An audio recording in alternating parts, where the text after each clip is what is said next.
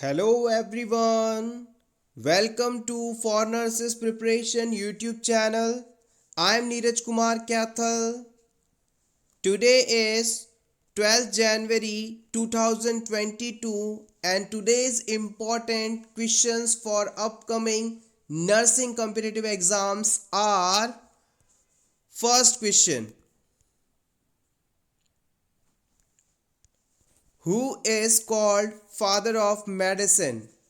Father of medicine के नाम से किसे जाना जाता है? Option A Louis Pasteur, option B Lord Lister, option C Hippocrates, option D Darwin.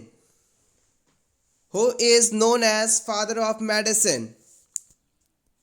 Yes, you all are correct. Option C, it is Hippocrates. Hippocrates को first true epidemiologist और father of medicine कहा जाता है. Question number 2, ICDS gives immunisation services to. ICDS किसे immunisation services देता है? Option ए 6 साल से कम उम्र के बच्चों को, ऑप्शन बी प्रेग्नेंट और लैक्टेटिंग मदर्स को, option C A and B both, option D none of these.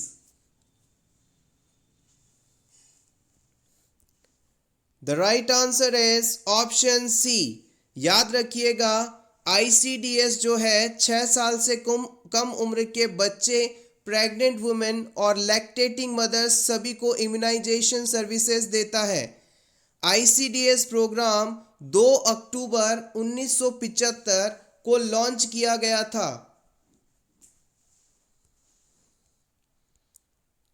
Question number 3, pepsinogen secretes by. Pepsinogen किसके द्वारा सीक्रेट किए जाते हैं?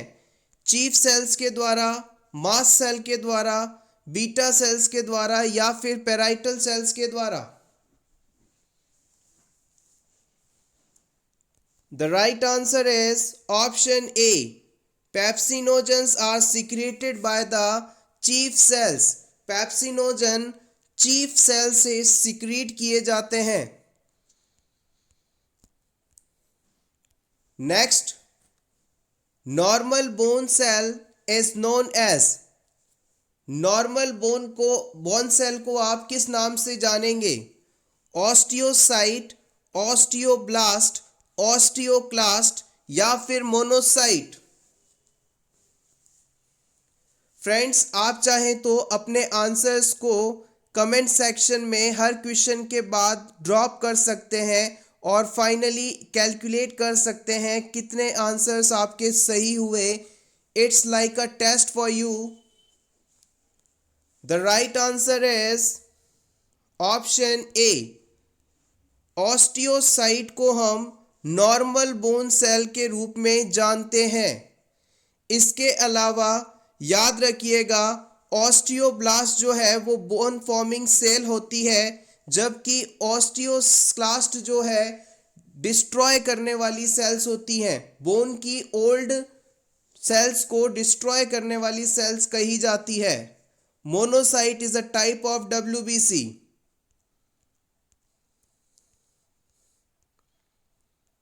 Question number 5. A 78 years old client who has hypertension is being treated with furosemide Lasix. Considering client's age, what should the nurse teach the client to do? एक 78 years old patient है hypertension का. इस patient को treatment के लिए हम Lasix दे रहे हैं. लेसिक्स एक लूप डायूरेटिक मेडिसिन है. इस पेशेंट को इस ड्रग के साथ कौन सा इंपॉर्टेंट इंस्ट्रक्शन दिया जाना जरूरी है? Option A limit fluids at bed time. सोते समय आपको ज़्यादा पानी नहीं पीना है. Option 2 change position slowly. आपको अपनी पोजीशन धीमे धीमे बदलनी है. Option 3 take medicine between meals. खाने के साथ ही आपको दवा लेनी है. Option 4 assess the skin for breakdown daily. Client में किसी प्रकार का स्किन ब्रेकडाउन तो नहीं, इसका असेसमेंट आपको रेगुलर करना है। इन चारों ऑप्शंस में से आपको सेलेक्ट करना है कि कौन सा इंस्ट्रक्शन आप इस पेशेंट को देना चाहेंगे। The right answer is option 2। हम इस ओल्ड एज पेशेंट से कहेंगे कि आप अपनी पोजीशन को बिल्कुल धीमे चेंज करें। Quick change in position horizontal to vertical orthostatic hypotension में अकर। ये ओल्ड एज पर्सन मान लीजिए बेड पर लेटा हुआ है, अचानक से ये उठकर यदि खड़े होने की कोशिश करेगा तो इस ड्रग के कारण इसमें पोस्चुरल हाइपोटेंशन हो सकता है, ऑर्थोस्टैटिक हाइपोटेंशन हो सकता है। यानी सिंपली कहें तो अचानक से बेड से उठने पर इसका बीपी कम हो सकता है और बीपी कम होने के कारण इसको चक्कर आएंगे और ये नीचे गिर जाएगा और नीचे गिरने की वजह से हो सकता है इसे कोई बड़ी इंजरी हो जाए। तो इंजरी से बचाने के लिए हम इसे कहेंगे कि जब भी आपको बेड से उठना हो तो धीरे धीरे उठें और जमीन पर खड़े होने से पहले बेड पर आपको कम से कम 2 से 3 मिनट तक बैठना है, फिर धीरे से आपको स्टैंड अप होना है। सो ये इंस्ट्रक्शन यहां पर इंपॉर्टेंट माना जाएगा। Question number 6, a patient is admitted in ward with prior MI attack. He complains of chest pain. The first action by the nurse is। एक पेशेंट जिसे पहले MI अटैक आया है, हार्ट अटैक आया हुआ है, अब ये पेशेंट आपके पास हॉस्पिटल में एडमिट है और ये कहता है कि मुझे चेस्ट पेन हो रहा है। इस सिचुएशन में एज अ नर्स सबसे पहले आप क्या करेंगे? Option A, provide nitroglycerin sublingually. हम इस पेशेंट को सबलिंगुअल रूट से नाइट्रोग्लिसरीन प्रोवाइड करेंगे। Option B, get an ECG done, ECG करेंगे। Option C, order trop T test करेंगे। Option D, order and echocardiography करवाएंगे। सबसे पहले आप इस पेशेंट के लिए क्या करना उचित समझते हैं? The right answer is option ए। याद रखिएगा, प्रीवियसली हार्ट अटैक पेशेंट को आ चुका है और चेस्ट पेन की कंप्लेन करता है। ऐसा करते ही तुरंत आप पेशेंट को नाइट्रोग्लिसरीन की टैबलेट सबलिंगुअल रूट से देंगे। सबलिंगुअल रूट का मतलब है कि उसे जीभ के नीचे रख देंगे। याद रखिएगा, 15 मिनट में हम टोटल 3 टैबलेट्स दे सकते हैं।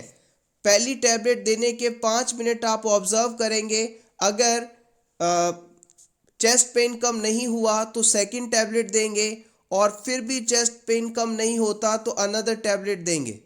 इस तरह से याद रखिएगा 15 मिनट्स में आप 3 टैबलेट्स दे सकते हैं। इसके अलावा एमआई को आइडेंटिफाई करने के लिए मोस्ट स्पेसिफिक मार्कर के रूप में ट्रोपोनिन आई का इस्तेमाल किया जाता है। ट्रोप I is a most specific marker for MI.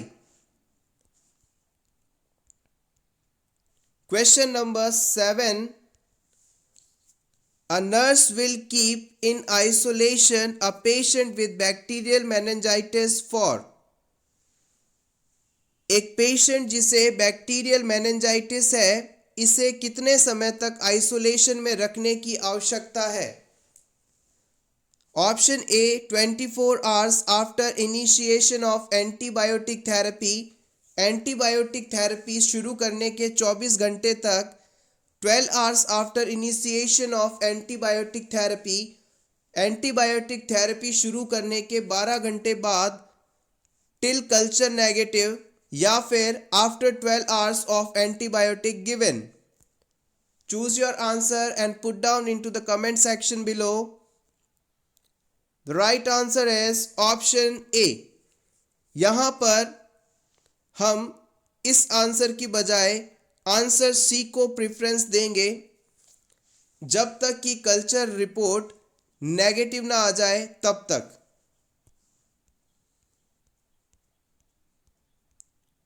Question number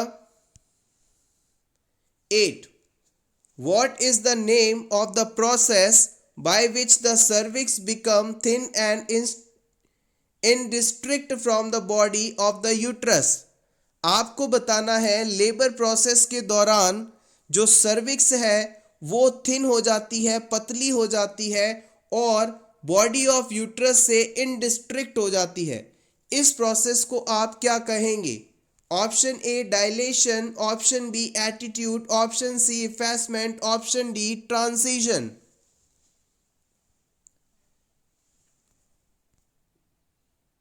The right answer is option C. It is called effacement. Effacement is a process in which cervix becomes thin and indistinct from the body of uterus.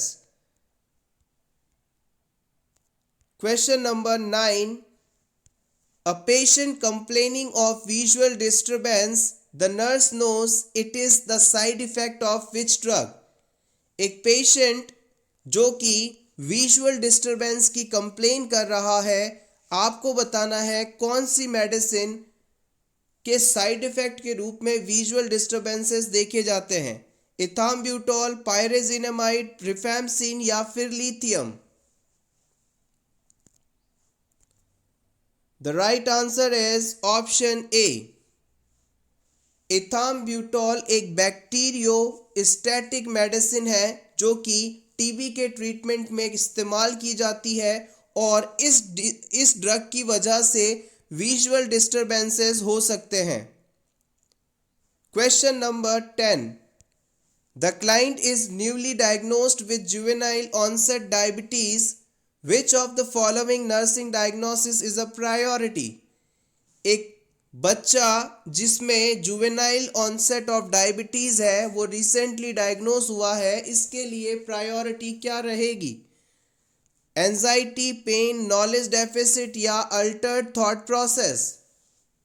Juvenile onset diabetes nursing diagnosis priority बताना है आपको। The right answer is option C, knowledge deficit. The new diabetic patient has knowledge deficit. जब कोई बच्चा नया diabetes condition में diagnose होता है तो उसे इस डिजीज के बारे में ज़्यादा पता नहीं होता। सो knowledge deficit is the correct option. Next question.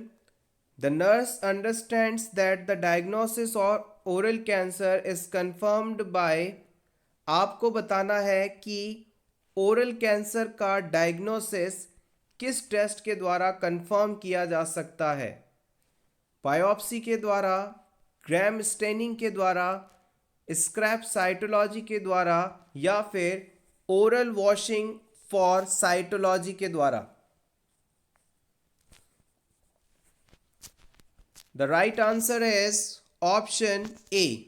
याद रखिएगा, किसी भी प्रकार का कैंसर हो उसमें कंफर्मेटरी टेस्ट के रूप में बायोप्सी का इस्तेमाल किया जाता है।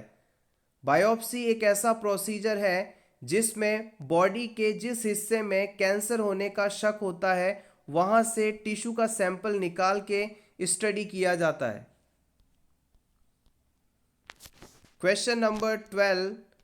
During the change of shift, the oncoming nurse notes the discrepancy in number of Percocet listed and the number present into the narcotic drawer. The first action should be.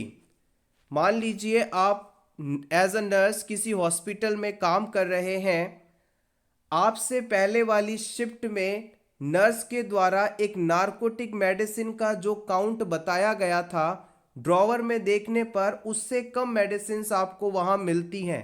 इस situation में as a nurse सबसे पहला आप क्या करेंगे? Notify the hospital pharmacist. आप pharmacist को बताएंगे, नर्सिंग सुपरवाइजर को बताएंगे, बोर्ड ऑफ नर्सिंग को बताएंगे, डायरेक्टर ऑफ नर्सिंग को बताएंगे। याद रखिएगा, हॉस्पिटल में जितनी भी ओपियोइड ड्रग्स होती हैं, नारकोटिक मेडिसिन होती हैं, उन्हें बहुत ही सावधानी से रखा जाता है, स्पेशली लॉकर में लॉक करके रखा जाता है, क्योंकि इस प्रकार की मेडिसिन का मिसयूज होने की काफ़ी ज़्यादा संभावना रहती है। तो हर एक टैबलेट का आपको हिसाब देना होता है। The right answer is option B. इस सिचुएशन में हम सबसे पहले नर्सिंग सुपरवाइजर को इन्फॉर्म करेंगे। जब भी हॉस्पिटल में हम किसी बड़े अधिकारी से बात करनी होती है तो हम डायरेक्टली उससे जाकर नहीं मिलते, हम चेन ऑफ कमांड को फॉलो करते हैं। हमारे से जो सीनियर होगा हम उससे बात करेंगे, फिर वो उससे ऊपर जो होगा उससे बात करेगा। इस प्रकार से एक चेन ऑफ कमांड को हमें फॉलो करना होता है। ये बिल्कुल सही तरीका होता है। देखिएगा, अगर पहले हम नर्सिंग सुपरवाइजर को इसके बारे में इन्फॉर्म करेंगे कि जितनी मेडिसिन वहाँ लिखी गई हैं उससे कम मेडिसिन है, अगर इससे कुछ बात नहीं बनती है तो फिर हम हॉस्पिटल के फार्मासिस्ट को इन्फॉर्म करेंगे कि हो सकता है उनकी मिस्टेक से कुछ ऐसा हुआ हो। अगर फिर भी बात नहीं बनती है और हमें यह शक होता है कि किसी ने ये मेडिसिन चुरा ली है, तो फिर हम board of nursing, director of nursing को इन्फॉर्म कर सकते हैं। लेकिन यहाँ पर गौर कीजिएगा, आपसे पूछा गया था फर्स्ट एक्शन क्या होगा, तो सबसे पहले हम नर्सिंग सुपरवाइजर को इन्फॉर्म करेंगे, चेन ऑफ कमांड को फॉलो करेंगे। Question number 13, postpartum haemorrhage is loss of blood more than. Delivery के बाद कितना ब्लड लॉस होने पर इसे हम पोस्टपार्टम हेमरेज कह सकते हैं? 800 ml, 100 ml, 500 ml या 900 ml?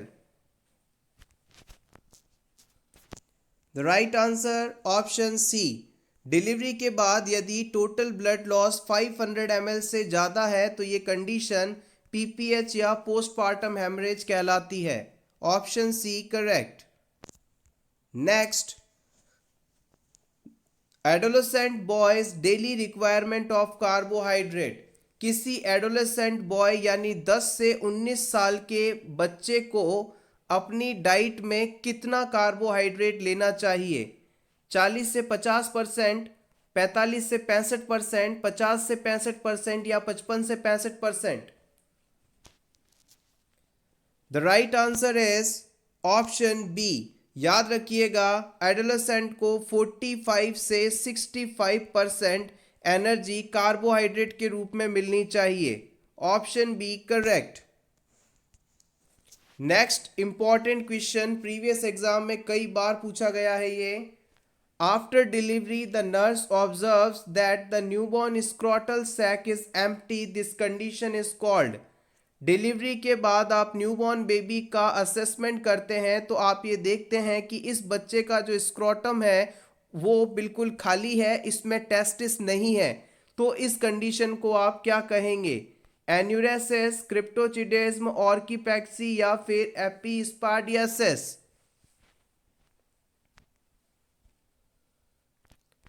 The right answer is option B. इसे हम क्रिप्टोचिडिज्म के नाम से जानते हैं। और गौर कीजिएगा, इस सिचुएशन को जिस सर्जरी के द्वारा रिपेयर करते हैं, करेक्ट करते हैं, उसे हम ऑर्कियोपेक्सी के नाम से जानते हैं। जन्म के बाद अगर स्क्रोटम सैक में टेस्टिस नहीं है तो ये कंडीशन क्रिप्टोचिडिज्म कहलाती है, और सर्जरी द्वारा टेस्टिस को स्क्रोटम में लेकर आना, ये प्रोसेस ऑर्कियोपेक्सी कहलाता है। Next, fetal blood vessel where is oxygen content is highest। Fetal blood circulation की बात की जा रही है। फीटल सर्कुलेशन में आपको उस ब्लड वेसल का नाम बताना है जहां पर ऑक्सीजन कंटेंट हाईएस्ट होता है। Umbilical artery, ductus venosus, ductus arteriosus या फिर pulmonary artery? The right answer is option B. Ductus venosus के अंदर ऑक्सीजन कंटेंट हाईएस्ट देखा जाता है, ductus venosus.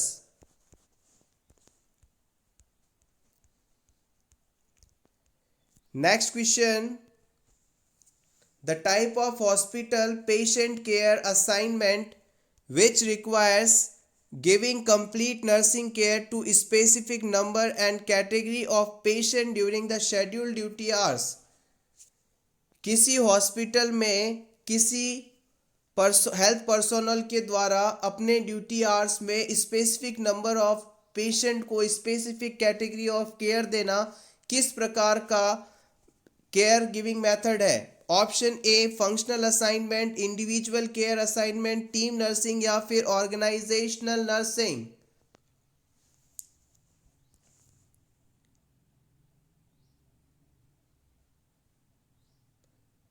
The right answer is option B. It is individual care assignment. एक निश्चित समय पर कंप्लीट केयर देना ये इंडिविजुअल केयर असाइनमेंट कहलाता है। Option B correct. Next question. The type of nursing care assignment is best suited in intensive care unit.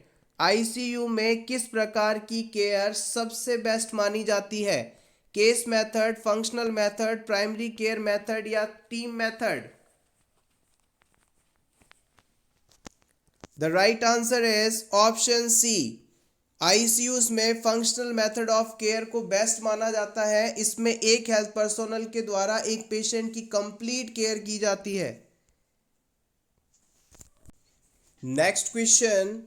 Infant death syndrome most commonly affects infants of which year? Sudden infant death syndrome में किस उम्र के बच्चे सबसे ज़्यादा प्रभावित होते हैं?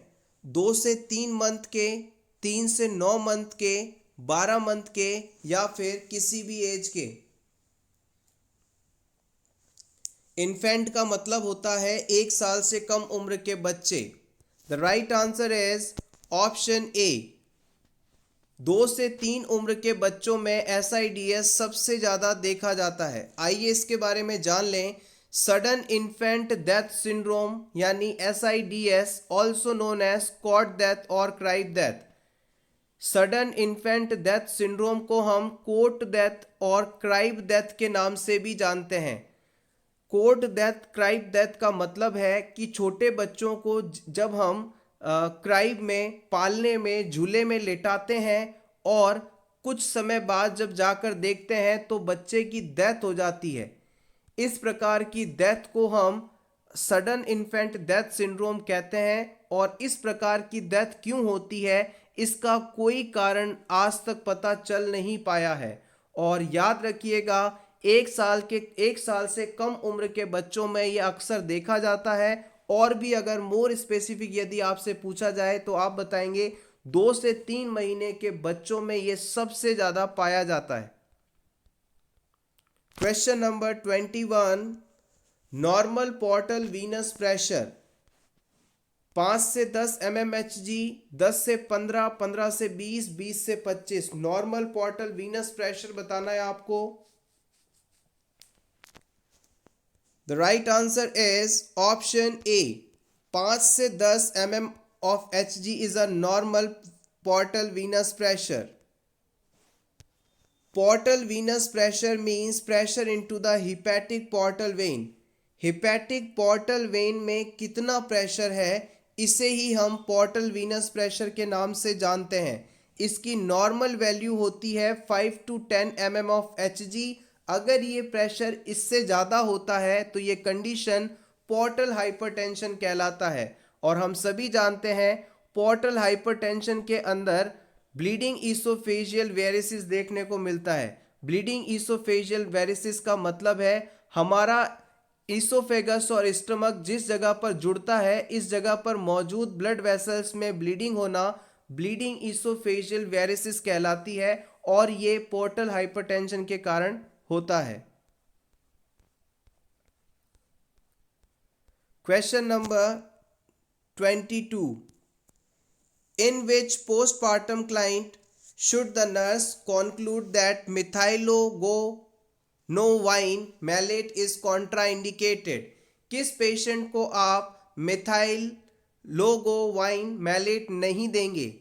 A client with blood pressure 120/60, heart rate 60, blood pressure 140/100 और रेस्पिरेटरी रेट 12, इन चारों में से किस पेशेंट को आप मिथाइल एर्गोनोवाइन मैलेट नहीं देंगे?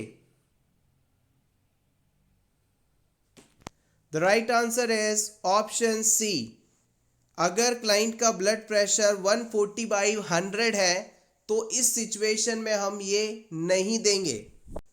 When patient expresses his or her feeling freely is known as, जब कोई पेशेंट अपनी फीलिंग्स को फ्रीली एक्सप्रेस कर पाता है तो ये कंडीशन क्या कहलाती है? Persuasion, emotional catharsis, ventilation, discussion. The right answer option C, it is called ventilation. अपनी फीलिंग्स को फ्रीली एक्सप्रेस करना वेंटिलेशन कहलाता है। The process of allowing free release of bottled up bad emotions and painful experience called ventilation. अपनी सभी दबी छुपी बुरी फीलिंग्स को एक्सप्रेस करना वेंटिलेशन कहलाता है। सिंपली इस तरह से आप इसे याद रख सकते हैं। Question number 24. An emergency department nurse is admitted a client after automobile collision. The healthcare provider estimate that the client lost about 50% to 15% to 20% of blood volume. Which assessment finding should the nurse expect this client to exhibit? Road traffic accident हुआ है। Accident के बाद patient hospital में आया और doctor ने ये अंदाज़ा लगाया कि इस पेशेंट में 15 से 20% ब्लड लॉस हो चुका है। इस सिचुएशन में नर्स के द्वारा कौन सी असेसमेंट फाइंडिंग इस पेशेंट में देखी जा सकती है? Option 1, urine output 50 ml per hour. Option B, blood pressure 150/90 mm of Hg। Option 3, apical heart rate 142 beats per minute. या फिर option 4, respiratory rate 16 breaths per minute. 15 से 20% ब्लड लॉस होने पर पेशेंट में हाइपोवॉलीमिया कंडीशन हो जाती है। अब आप बताएं कि हाइपोवॉलीमिया होने पर कौन सी फाइंडिंग पेशेंट में मिलेगी? The right answer is option 3। यहाँ पर पेशेंट की बॉडी कंपनसेट करने की कोशिश करेगी, हार्ट बॉडी की डिमांड को पूरा करने की कोशिश करेगा, वो ज़्यादा बीट करेगा और इस सिचुएशन में हार्ट रेट 100 से बढ़ जाएगी यानी टैकीकार्डिया होने लगेगा।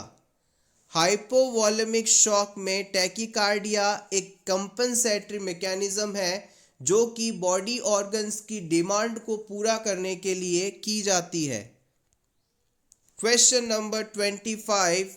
Which of the following is most common site of metastasis of lung cancer? अगर किसी क्लाइंट में लंग कैंसर है तो इस लंग कैंसर का मेटास्टेसिस बॉडी के किस दूसरे हिस्से में सबसे ज़्यादा हो सकता है? Kidney, stomach, liver, spleen. The right answer is option C, liver. याद रखिएगा, लंग कैंसर जो है सबसे ज़्यादा लीवर तक फैल सकता है।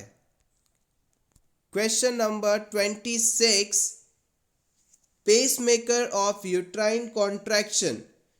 यूट्राइन कॉन्ट्रैक्शंस के लिए पेसमेकर के रूप में किसे जाना जाता है?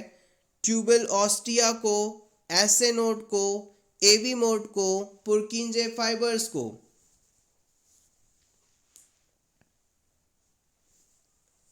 The right answer is option A, tubal ostia.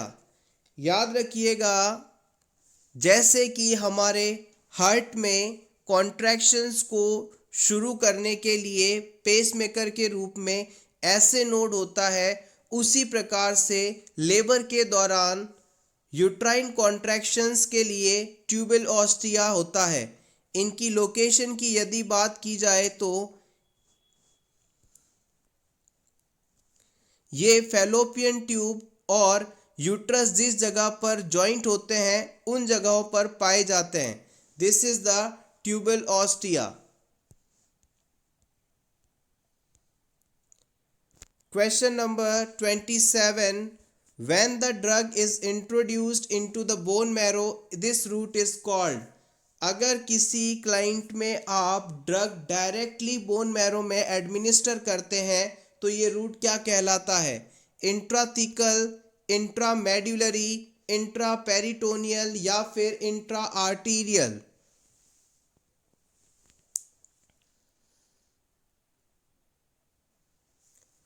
The right answer is option B. It is called intramedullary. Intramedullary route के द्वारा हम ड्रग डायरेक्टली बोन मैरो में डिलीवर करते हैं. Option B correct.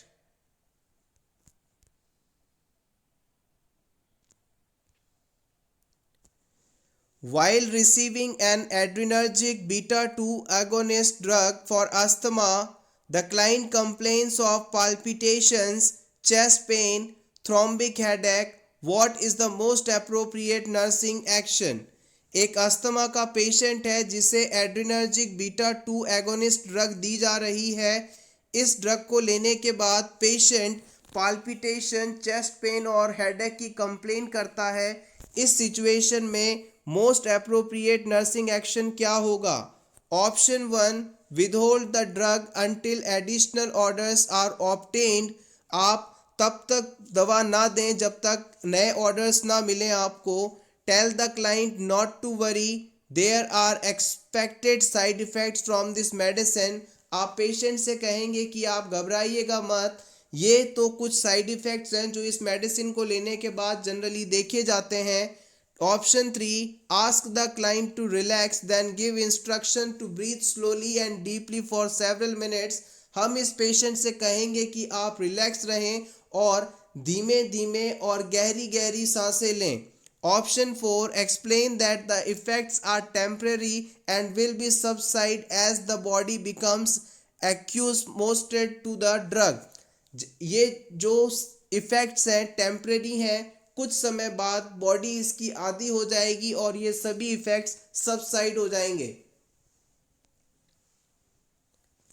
The right answer is option 1. हम इस patient को ये ड्रग विदहोल्ड कर देंगे नेक्स्ट ऑर्डर आने तक. These drug causes increase heart contraction and increase heart rate. If toxic level are reached, side effect occurs and the drug should be withheld until the healthcare provider is notified. जब भी हम patient को ये medicine देते हैं तो उसमें heart के कॉन्ट्रैक्शंस बढ़ जाते हैं और हार्ट रेट भी बढ़ जाती है. इस प्रकार से ये इसके साइड इफ़ेक्ट्स हैं और डॉक्टर को बताए बिना हम ये फाइंडिंग्स आने पर अगली दवा नहीं देते. Question number 29. चेस्ट ट्यूब और chest drain should not be clamped. Why? Chest tube या चेस्ट ड्रेन दोनों को ही हम कभी भी क्लैम्प नहीं करते हैं. ऐसा क्यों? It is painful, it leads to tension pneumothorax, it leads to accumulation of more blood, it creates negative pressure. किस कारण के कारण हम चेस्ट ट्यूब को कभी भी क्लैंप नहीं करते हैं? The right answer is option B. Patient में टेंशन न्यूमोथोरैक्स डेवलप ना हो जाए, इस चीज़ से प्रिवेंशन के लिए हम कभी भी चेस्ट ट्यूब को क्लैंप नहीं करते हैं. Chest tube should not be clamped to prevent tension pneumothorax. Friends, अगर आपको आज की ये क्लास अच्छी लग रही हो तो प्लीज़ वीडियो को लाइक कर दीजिएगा और पहली बार आप इस चैनल पर आए हैं तो for nurses preparation YouTube channel को ज़रूर सब्सक्राइब करें. आपकी प्रिपरेशन को बेहतर बनाने के लिए इसी तरह के वीडियोस हम रेगुलरली इस चैनल पर अपलोड करते रहते हैं. Thank you. Question number 30, dilated pupils could result from, किसके द्वारा प्यूपिल्स में डायलेशन होगा? Structural lesions into the pons, morphine poisoning, pilocarpine eye drops और ब्रेन डेथ। इन चारों में से किस कंडीशन में आपको डायलेटेड प्यूपिल्स देखने को मिलेंगी? The right answer is option ए। अगर ब्रेन के पॉन्स वाले रीजन में लीजन हो जाए तो जो प्यूपिल्स हैं वो डायलेट हो जाएंगी। Structural regions in the brain stem, especially at the pons area, will cause pupillary dilation. Brain के स्टेम या पोन्स वाले एरिया में लीजन का बनना प्यूपिलरी डायलेशन कॉज कर सकता है। Pilocarpine is a miotic drug that contracts the pupil. Pilocarpine जो है एक मायोटिक ड्रग है जो कि प्यूपिल को कॉन्ट्रैक्ट कराती है, ना कि डायलेट करवाती है। Morphine also causes pin point प्यूपिल और कॉन्स्ट्रिक्शन ऑफ प्यूपिल। मॉर्फिन देने के बाद पेशेंट की जो प्यूपिल्स हैं वो सिकुड़ जाती हैं, कॉन्स्ट्रिक्ट हो जाती हैं।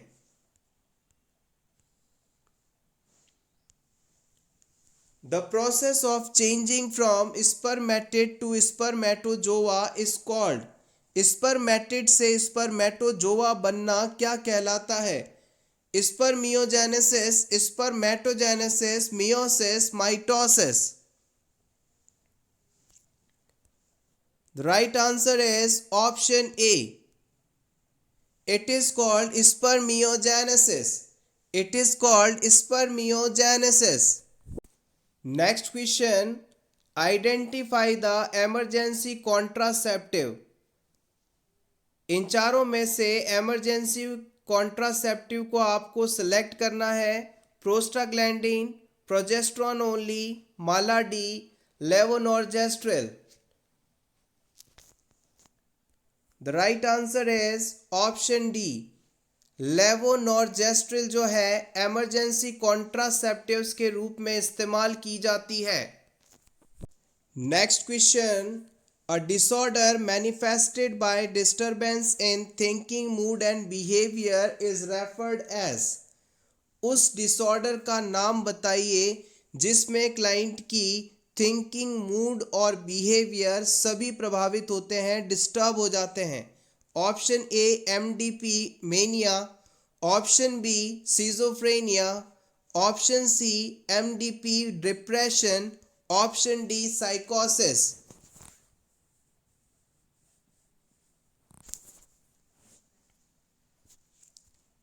The right answer is option B. याद रखिएगा, सिजोफ्रेनिया एक ऐसी कंडीशन है जिसमें पर्सन का मूड, थिंकिंग और बिहेवियर तीनों ही बदल जाता है। Next, precaution used when caring for a rubella patient. किसी रूबेला पेशेंट की केयर करते समय आपको किस चीज़ से सावधान रहना चाहिए? ड्रॉपलेट से, कांटेक्ट से, यूनिवर्सल प्रिकॉशन से या फिर हैंड वॉशिंग? कौन सा प्रिकॉशन रूबेला पेशेंट की केयर के दौरान इस्तेमाल करना सबसे सही माना जाएगा? The right answer is option ए। याद रखिएगा, रूबेला पेशेंट के पास जाते समय आपको ड्रॉपलेट प्रिकॉशंस यूज करने बहुत ही जरूरी है। Rubella is a contagious viral infection best known by it's distinctive red rashes. Rubella जो है एक बहुत ही तेजी से फैलने वाला वायरल इन्फेक्शन है और इसमें पेशेंट की बॉडी पर रेड रैशेस पाए जाते हैं। इसे हम जर्मन मीजल्स या थर्ड डे मीजल्स के नाम से भी जानते हैं। Take screenshot for your revision. Next question.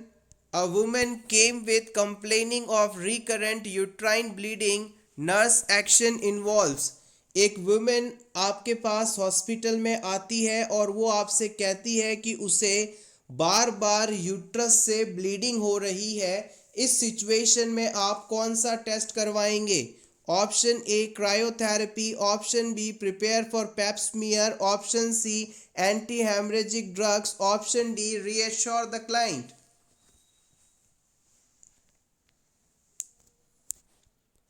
The right answer is option B. हम इस वुमेन को पेप स्मीयर टेस्ट करवाने के लिए प्रिपेयर करेंगे। The Papi-Nicolau test is a method of cervical screening used to detect potentially precancerous and cancerous processes in cervix। याद रखिएगा, cervical cancer को आइडेंटिफाई करने के लिए पेपे-निकोलाउ टेस्ट या पेप टेस्ट करवाया जाता है। Next, age related hearing loss known as. बढ़ती उम्र के साथ होने वाला हियरिंग लॉस क्या कहलाता है? Otosclerosis, presbycusis, otitis media, presbyopia. The right answer is option B. Presbycusis जो है एज रिलेटेड हियरिंग लॉस है। आइए इन सभी टर्म्स को क्विकली रिवाइज करें। Presbycusis is also known as hearing loss related to ageing. Age के साथ होने वाला हियरिंग लॉस प्रेसबाइक्यूसिस कहलाता है। Presbyopia is a vision loss due to ageing. याद रखिएगा, उम्र बढ़ने के साथ दिखाई देना कम हो जाता है, ये कंडीशन प्रेसबायोपिया कहलाती है। Otosclerosis, it is a regrowth of ear ossicles. कान की जो ऑसिकल्स हैं, हड्डी है, उनमें रीग्रोथ होना ऑटोस्क्लेरोसिस कहलाता है। Otitis media is a inflammation of middle ear. Middle ear की इन्फ्लामेशन ओटाइटिस मीडिया कहलाती है। Next, after what minimum periods of gestation a preterm infant can be directly put to breast for adequate breastfeeding। अगर कोई किसी women में pre term delivery हो रही है, यानी 37 वीक से पहले डिलीवरी हो रही है, बच्चे की उम्र कितने सप्ताह के गैस्ट्रेशन की हो कि हम उसे जन्म के तुरंत बाद ब्रेस्ट फीडिंग करवा सकते हैं? Option A 30 weeks, 32 week, 33 week, 34 week.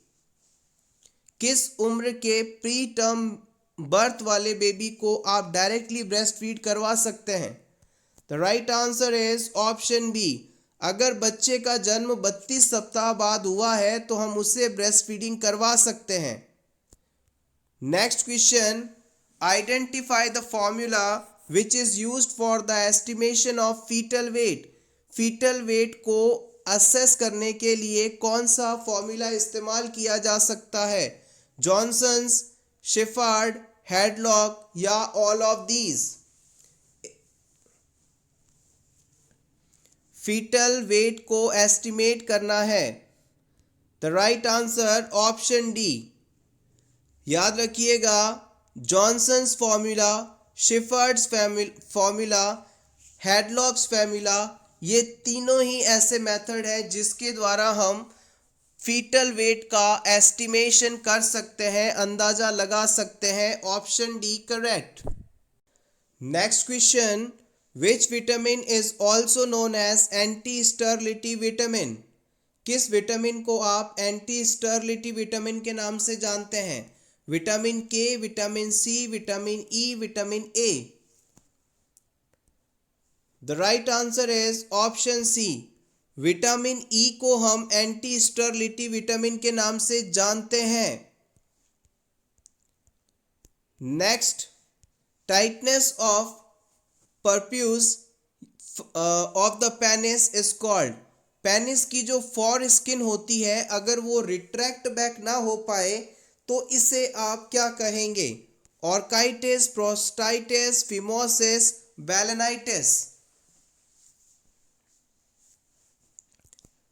The right answer is option C, it is phimosis.